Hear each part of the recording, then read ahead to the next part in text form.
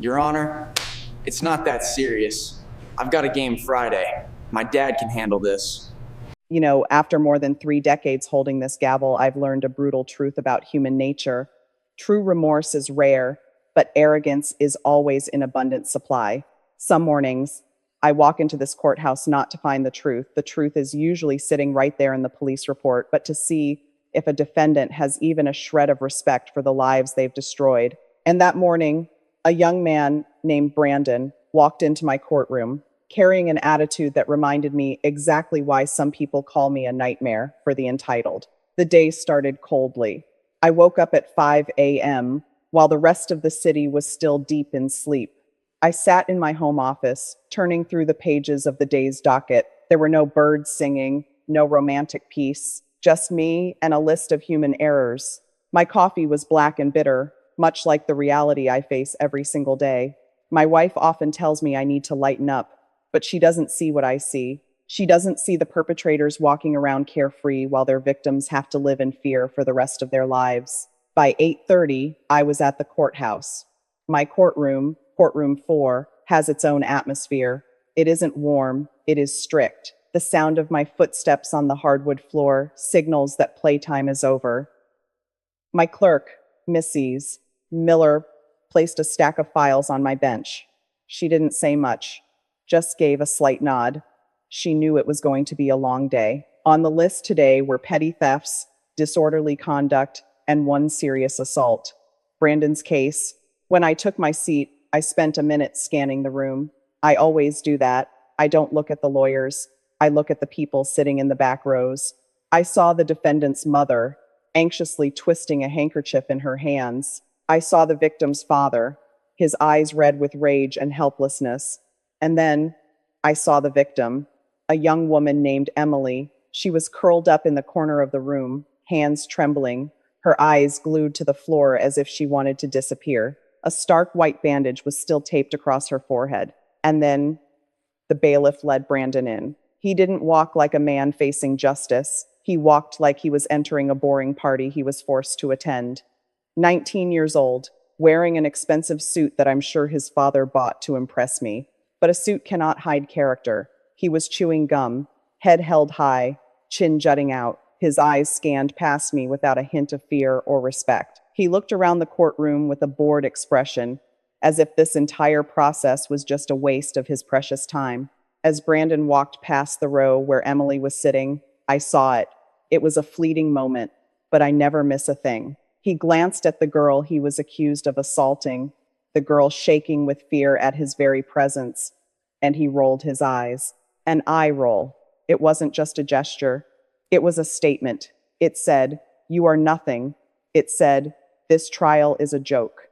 And most importantly, it told me that he believed he was going to walk out of here, climb into his father's sports car, and laugh about this pain over dinner. He didn't know that in the exact moment he made that small gesture, he signed his own warrant. I adjusted my glasses and set my pen down. The air in the room suddenly grew heavy. The others might not have realized it yet, but the storm was coming. I hadn't spoken a single word, but in my mind, the trial had already begun, and Brandon had just made himself my target. His lawyer stood up, smiling confidently, and began rambling on about how his client was a model student and that this was all just a terrible misunderstanding. I let him talk.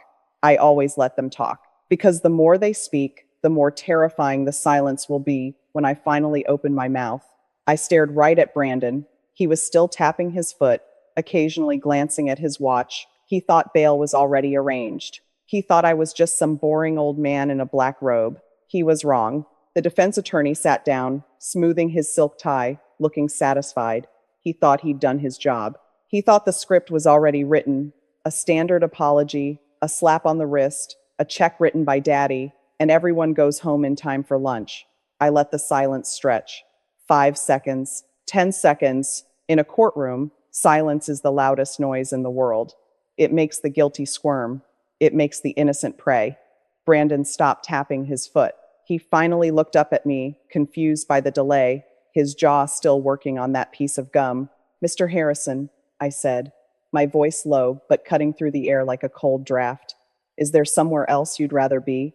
A brunch reservation, perhaps? You seem incredibly inconvenienced by these proceedings. He smirked, a nervous, arrogant smirk that he probably uses to get out of speeding tickets. No, Your Honor, he mumbled, though the gum in his mouth kept moving. Then, spit out the gum. Now. I didn't raise my voice. I didn't have to. The bailiff stepped forward with a trash can. Brandon sighed an audible, theatrical sigh and rolled his eyes again before spitting it out. He slumped back against the defense table, crossing his arms. He was trying to look bored, but I saw the tension in his neck. He was posturing. Your Honor, my client is just nervous, his lawyer interjected, standing halfway up.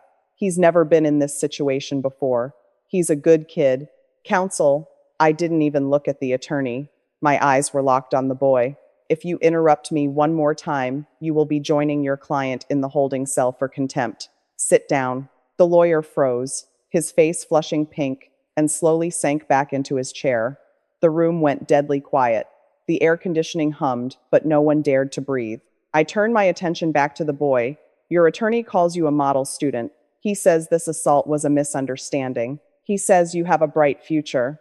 I picked up the police report, letting the pages crinkle loudly in the microphone. Tell me, Brandon, what is the misunderstanding about breaking a young woman's nose because she refused to get in your car? Brandon shifted. For the first time, the boredom cracked. I didn't mean to hit her that hard, he said. I leaned forward. Not that you didn't mean to hit her, but that you didn't mean to hit her that hard. The distinction matters, son. It matters a great deal. She was being difficult, he shot back, his tone defensive now, the entitlement bleeding through. She was embarrassing me in front of my friends. I just grabbed her arm to talk, and she freaked out. It was the heat of the moment. I'm not a criminal. I have a soccer scholarship. I have a 3.8 gigapascals. There it was, the truth, hiding in plain sight. He wasn't sorry he hurt her. He was sorry she bruised his ego. He used his resume as a shield, as if good grades granted him immunity from basic morality. A scholarship, I repeated slowly, letting the word hang there like a bad smell. You think that makes you special? You think being able to kick a ball gives you the right to shatter a woman's face because she said no? I stood up then. The chair scraped against the floor, a harsh, grating sound that made Emily jump in the back row. Brandon didn't flinch. He looked at me with a mix of confusion and irritation. He still didn't get it. He thought this was a negotiation. He thought I was just another teacher scolding him before letting him go with a warning. He had no idea that the ground beneath his feet was about to crumble.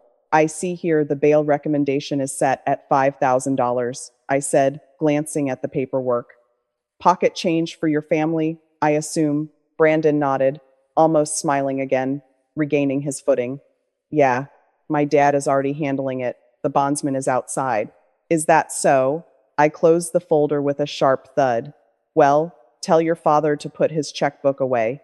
We need to discuss something I witnessed when you walked in here. Something that tells me you aren't nervous, Brandon. It tells me you are a predator who thinks he is untouchable. The word predator hung in the air like smoke after a gunshot.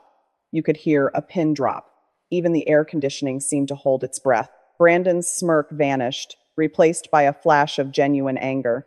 He wasn't used to being spoken to like this. He was used to coaches, teachers, and nannies who could be bought or charmed. He looked at his lawyer, expecting a defense, a shield, something to stop this old man from insulting him.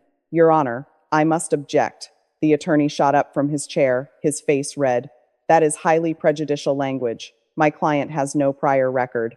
To label him a predator based on his behavior in my courtroom, counselor, I cut him off, my voice dropping an octave, becoming dangerously quiet. This is a bail hearing, not a jury trial. I am the jury today. I am the one deciding if this young man is safe to walk the streets. And right now, looking at him, I see no safety. I see a ticking time bomb wrapped in an Armani suit. I turned my chair slightly, facing Brandon fully. I wanted him to feel the weight of the entire judicial system pressing down on his chest. You rolled your eyes, I stated flatly. Brandon blinked. What? When you walked in, I continued, my eyes never leaving his. You passed the victim. You passed the young woman whose nose you shattered in 3 places. You saw her trembling. You saw the bandage on her face. And you rolled your eyes. Do you deny it? He hesitated. For a second, I saw the gears turning in his head. Lie? Admit it? Make a joke? I was just looking around the room, he stammered, his voice losing that arrogant edge. I didn't mean anything by it. Lies, I whispered. You meant everything by it. That gesture told me more about your character than your 3.8 gigapascals ever could. It told me you don't care. It told me you think her pain is an annoyance to you. You think this trial is a hassle interrupting your soccer season. I picked up the file again, but this time I didn't open it. I held it up like a weapon. See, Brandon, the law isn't just about what you did that night. It's about who you are right now. Bail is a privilege based on the assumption that you will respect the court and the community. But you don't respect anyone, do you? I do, he protested, but he was shrinking in his seat now. The bravado was melting, revealing the scared child underneath. I respect the law. I'm sorry if I looked. Whatever. I'm just stressed. Stressed? I let out a short, dry laugh that echoed off the high ceiling. Let me tell you about stress. Stress is sitting in the back row, wondering if the man who beat you is going to come back to finish the job. Stress is having to undergo facial reconstruction surgery at 19 because a boy couldn't handle rejection. That is stress. What you are feeling right now, that is inconvenience. And I am about to upgrade that inconvenience to a life-altering lesson. I looked past him, to the gallery, locking eyes with his father.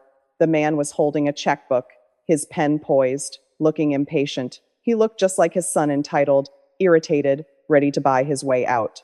Put the pen away, sir, I commanded, my voice booming now. There will be no check written today. The father stood up, confused. Excuse me? We agreed on the amount.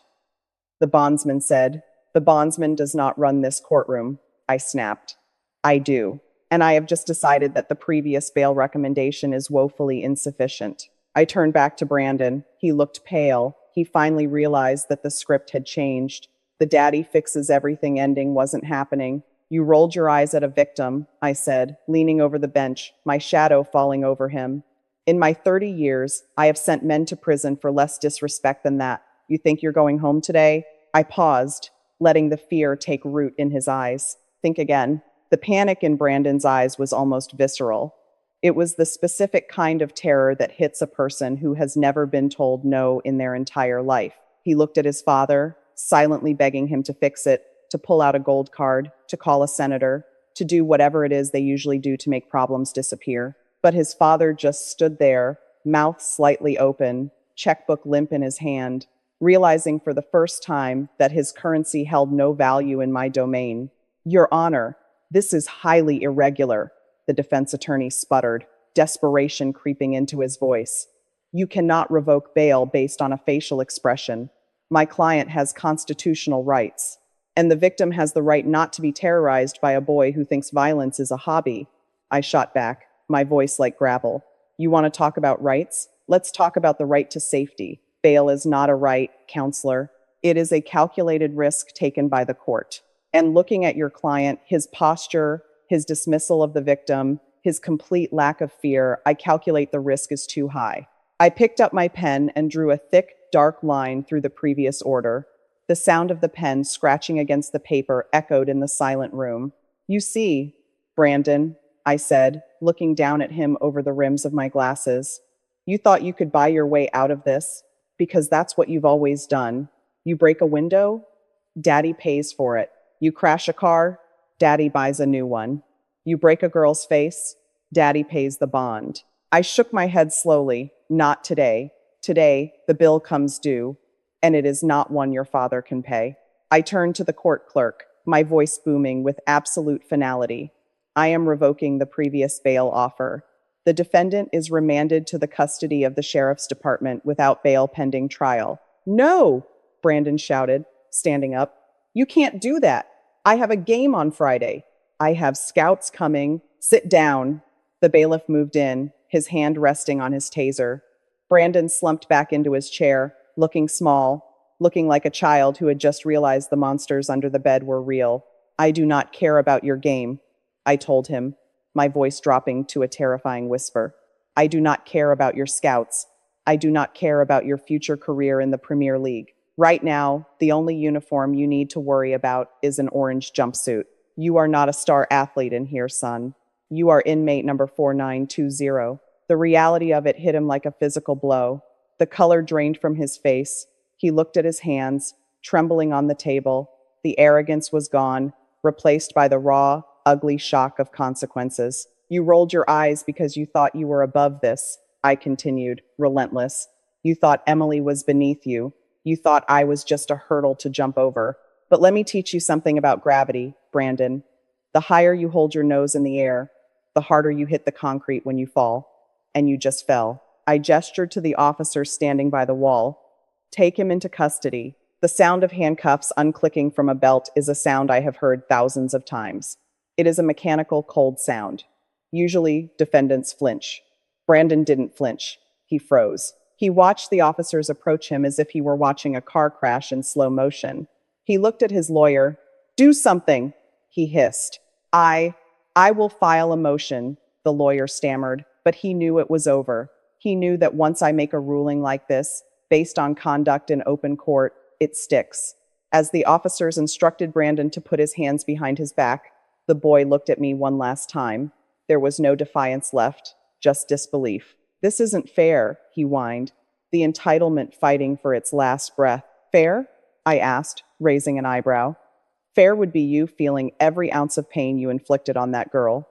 This is just accountability. And from the look on your face, I'd say it's the first time you've ever met it.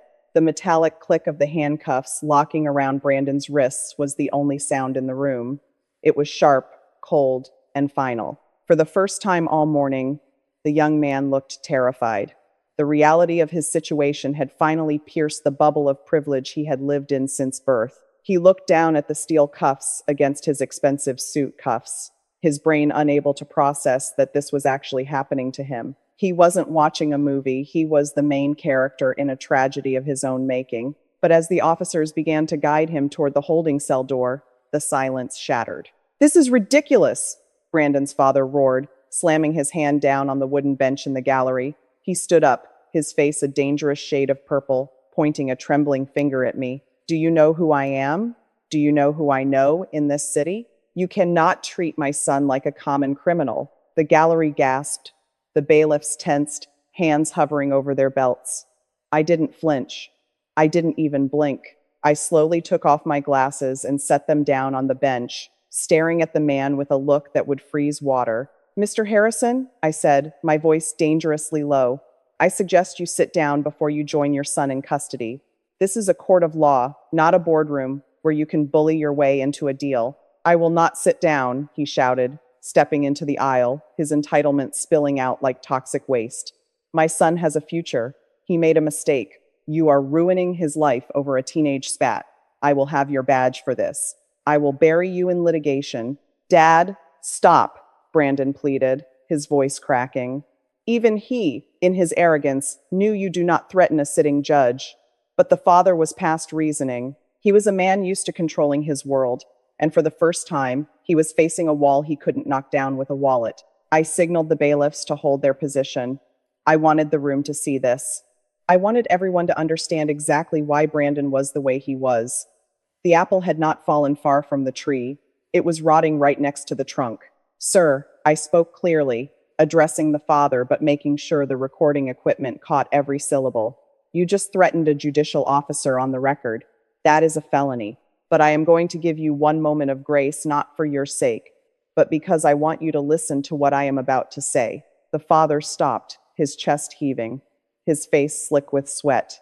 He didn't sit, but he stopped shouting. You ask if I know who you are, I continued, leaning back in my chair. I know exactly who you are. You are the architect of this disaster. You look at your son in handcuffs, and you see a damaged asset. You see a problem to be fixed, a scandal to be hushed. You don't see a young man who assaults women. You don't see the violence. You only see the inconvenience to your reputation. I picked up the file again, pointing it toward the father. You say I am ruining his life? No, sir. You ruined it long before he walked into my courtroom. You taught him that rules apply to other people. You taught him that money is a get-out-of-jail-free card. You crippled him with your protection. And now he has to walk on legs he never learned to use, and he is falling on his face. He's a good boy, the mother sobbed from her seat, her voice muffled by a tissue. He didn't mean it, madam, I said, turning my gaze to her, my tone softening only slightly. Good boys do not break noses because their ego is bruised. Good boys do not roll their eyes at the women they hurt. Your son is violent, and until you accept that, until you stop making excuses for him, he will never change. He will only get worse. And next time, it won't be a broken nose. It will be a body bag. The harshness of my words hung in the air. The mother wailed softly. The father stood frozen, his mouth opening and closing like a fish out of water. He realized, finally, that he had no power here. In this room, my word was the only currency that mattered. Take the defendant away, I ordered the officers. Brandon looked back at his parents as he was shoved toward the heavy metal door. Dad, he whimpered. It was the voice of a child waking up from a nightmare. Call the lawyer, his father yelled after him, voice hoarse. We'll fix this. You can't fix this, I murmured to myself as the door slammed shut, cutting off the connection between the boy and his enablers. Not this time. The heavy oak door to the holding cell clicked shut, sealing Brandon away from the world he thought he owned. The sound signaled a sudden, jarring shift in the atmosphere. The energy in the room changed instantly. The frantic, toxic entitlement of the father seemed to evaporate, leaving behind a silence that felt clean, almost sterile. The father slumped onto the bench, burying his face in his hands, finally defeated. The mother stared at the empty doorway, her tissue shredded in her grip. I let the silence sit for a moment. I wanted everyone to feel it. I wanted the reality of the law to settle into the marrow of their bones. Then, slowly, deliberately, I turned my chair to the far corner of the courtroom. Throughout the shouting, the threats, and the pleading, one person hadn't made a sound. Emily. She was still curled in on herself, her knuckles white as she gripped the edges of her chair. She was staring at the floor, waiting for the bail to be posted, waiting for Brandon to walk out laughing, waiting for the system to fail her, just like she assumed it would. She hadn't looked up once, terrified that if she made eye contact, the nightmare would start all over again. Miss Parker, I said. My voice was no longer the thunder that had crushed the defendant. It was quiet, steady, and immovable. She flinched. It was a small movement, a reflex born of trauma. She slowly lifted her head, her eyes wide and fearful, bracing for a lecture or a dismissal. You can look up now, I told her, softening my expression, just enough to let the humanity show through the robe. He is gone, and he is not coming back out today, or tomorrow. She blinked, processing the words. I saw her glance at the empty defense table, then back at me. Her lips parted, but no sound came out. She looked like someone who had been holding her breath underwater for months and had just broken the surface. I saw what he did when he walked in, I continued, speaking directly to her, ignoring the lawyers, ignoring the parents, ignoring the gallery. I saw him roll his eyes at you. I saw him dismiss your pain. And I want you to know something, Emily. In this room, you are not invisible. In this room, his arrogance does not outweigh your safety. Tears began to spill down her cheeks again, but this time, they weren't tears of terror. They were tears of relief. The sheer shock of being seen by authority was overwhelming her. You sat there and you listened to his lawyer call you difficult, I said, my voice hardening slightly as I recalled the defense's words. You listened to his father say this was just a teenage spat.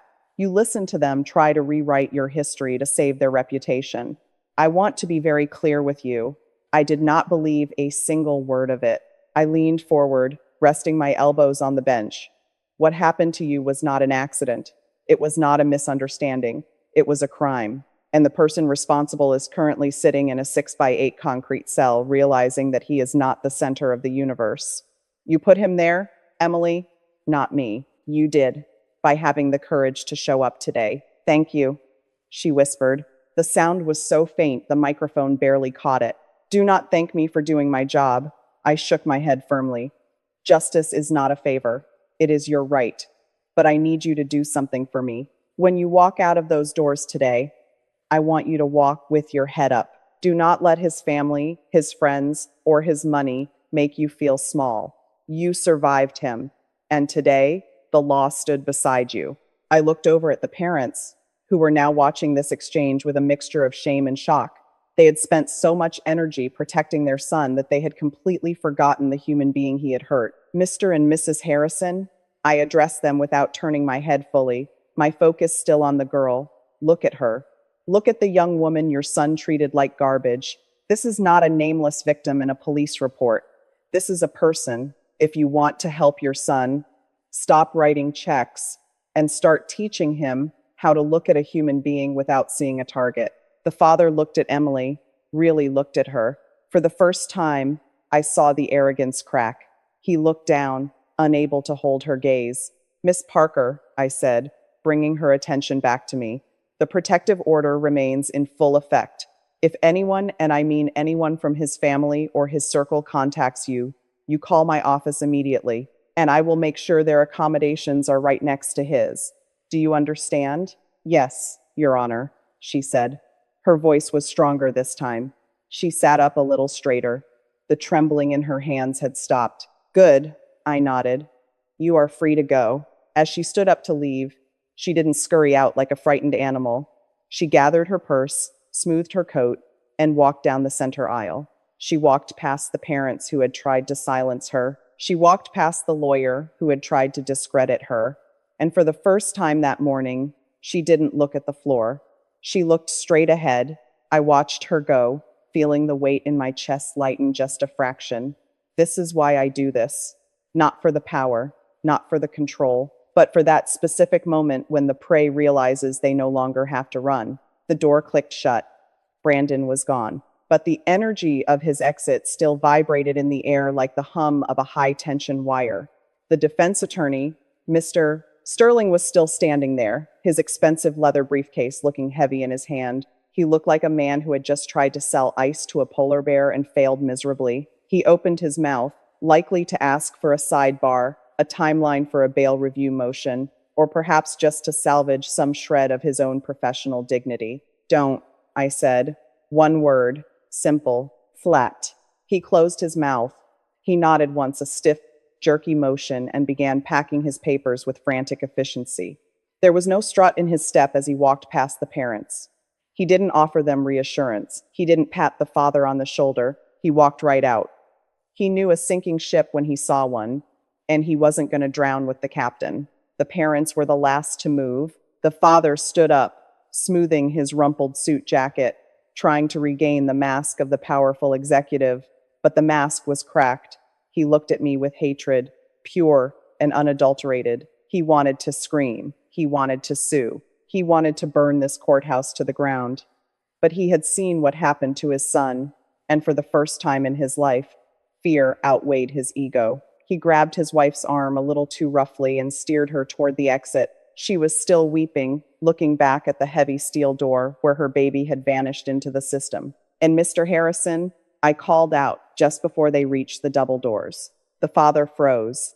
He didn't turn around, but his shoulders stiffened, bracing for another blow. When you visit him, I said, my voice carrying easily to the back of the room without the need for a microphone, don't bring him cash. Don't bring him promises. Bring him a mirror. It's the only thing that can help him now. He didn't respond. He pushed the doors open, and they disappeared into the hallway, leaving only the echo of their entitlement behind. The room exhaled. I looked out at the gallery. It was full today. A dozen other defendants were waiting for their turn. Petty thieves, drunk drivers, probation violators, people caught in the grind of the system. 10 minutes ago, they were whispering, checking their phones, slouching in the pews, treating this place like a waiting room at the DMV. Now, they were statues. They were sitting up straight, hands folded neatly in laps, phones put away, eyes fixed on me with a mixture of awe and absolute terror. They had just witnessed a slaughter. They had seen a golden boy, the kind of kid who usually walks free with a wink and a nod, get crushed. And they did the math instantly. If I could do that to a boy in an Armani suit with a high-priced lawyer, what would I do to them? This is the part of the job they don't teach in law school. They teach you statutes, They teach you precedence. They teach you procedural fairness. They don't teach you about theater. Justice, in its rawest form, is performance art. If I had just set a high bail, Brandon would be out in an hour. He would have learned nothing. The parents would have learned nothing. The gallery would have seen just another transaction in a corrupt world. But by revoking bail, by stripping him of his freedom in real time, I sent a shockwave. I created a memory. I established the rules of engagement for everyone else in the room. Next case, I said to the clerk, my voice returning to its calm, bureaucratic monotone, as if I hadn't just destroyed a family's arrogance. Mrs. Miller looked at me. There was a glimmer of something in her eyes, approval maybe, or maybe just relief that she didn't have to deal with the Harrisons anymore. State versus Michael K. Davis, she called out. A man stood up in the second row. He was older, maybe 40, worn out clothes, hands rough from labor. He looked tired. He had been charged with driving with a suspended license, a nothing case compared to the violence we just saw. But as he walked to the podium, he moved with a deferential slowness that hadn't been there before. He took off his hat. He kept his head down. "Good morning, Your Honor," he said. His voice shook slightly. "Good morning, Mr. Davis," I replied. I didn't bark. I didn't glare. I adjusted my glasses and opened his file. This is the balance. You have to be the monster to the monsters so you can be the judge to the people. Brandon needed a monster. Mr. Davis, he just needed the law. But as I reviewed Mr. Davis's file, my mind drifted back to the holding cell downstairs. I imagined Brandon sitting on the cold metal bench, the smell of stale bleach, and unwashed bodies hitting his nose for the first time. I imagined him waiting for the door to open, for his dad to walk in with a smile and a set of keys. He would be waiting a long time. And that wait, that silence in the dark, that was going to be the most valuable education he ever received. Better than any private school, better than any soccer camp. For the first time, he was alone with himself, and I had a feeling he wasn't going to like the company. I signed a paper for Mr. Davis's case, dismissing a minor late fee, and looked up. The room was still quiet. Good. Fear is a fantastic teacher, but respect is a better one. Today, I had demanded both. By 5 p.m., the docket was clear. The last defendant had shuffled out, clutching a payment plan for a speeding ticket. The gallery was empty, save for the dust motes dancing in the late afternoon sun that sliced through the high windows. The silence of an empty courtroom is heavy. It holds the echoes of every lie told, every plea made, and every life changed within these four walls. I stood up and walked back to my chambers. I unzipped the black robe and hung it on the hook behind the door. It's a strange garment. When I wear it, I am the voice of the state. I am the arbiter of fate. When I take it off, I am just Frank.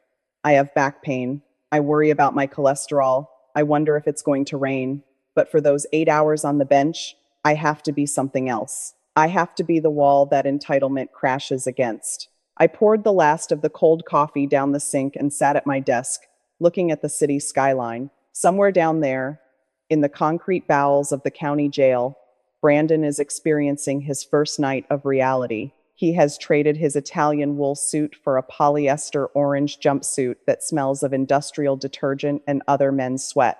He is eating food that wasn't prepared by a private chef. He is sleeping on a mattress as thin as a yoga mat. Is it harsh? Some would say yes. The bleeding hearts would say I was too rough on a child with a bright future. They would say I should have considered his age, his potential, his clean record. But they didn't see the eye roll. They didn't see the specific, calculated cruelty of a boy who believes he owns the world. I didn't send him to jail to destroy him. I sent him there to save him. If I had let him go today, 5 years from now, he wouldn't be breaking noses. He would be ending lives.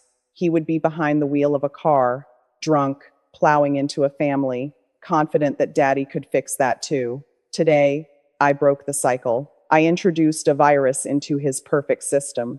Consequences. And then there is Emily. I thought about her walking out of the courthouse. Tonight, she will lock her door, but maybe, just maybe, she won't check the lock 3 times. Tonight, she knows that the monster isn't under her bed or lurking in her driveway. He is in a cage where monsters belong. That is the fantasy we chase, isn't it? We want to believe that the system works, We want to believe that the bad guys get punished and the good guys get protected. But I know the truth. I know that usually the Brandons of the world win. They exhaust the victims with legal fees. They charm the juries. They settle out of court. That is why today mattered. Because for 1 hour in one room, the money didn't work. The arrogance didn't work. I picked up my briefcase and turned off the lights. The office plunged into darkness. As I walked to the elevator, I didn't feel happy. Judges don't get to be happy about putting people in cages, but I felt satisfied. I felt the clean, cold weight of a job done right. Tomorrow, the docket will be full again. There will be new lies, new excuses, new parents claiming their angels didn't mean to hurt anyone. The performance will start all over again. I will put on the robe. I will put on the glasses. I will become the nightmare they fear and the savior they need. But for tonight, the lesson is over. Class dismissed.